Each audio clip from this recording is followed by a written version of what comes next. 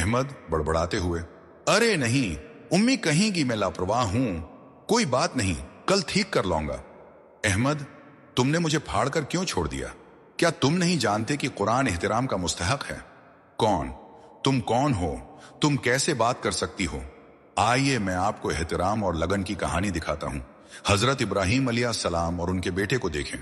واہ، کیا یہ اصلی ہے؟ اب دیکھیں کہ حضرت یونس علیہ السلام نے کس طرح صبر اور اللہ پر بھروسہ کیا۔ احمد حیرت زدہ، وہ وحیل کے اندر ہے، وہ کیسے بچ گیا؟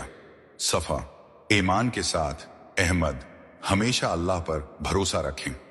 احمد، اومی، میں نے انبیاء کے قصے دیکھے ہیں، میں پھر کبھی قرآن کو غلط استعمال نہیں کروں گا۔ ماں مسکراتے ہوئے، ماشاءاللہ بیٹا، اللہ ان لوگوں کو ہدایت دیتا ہے جو اس کی حکمت تلاش کرتے ہیں۔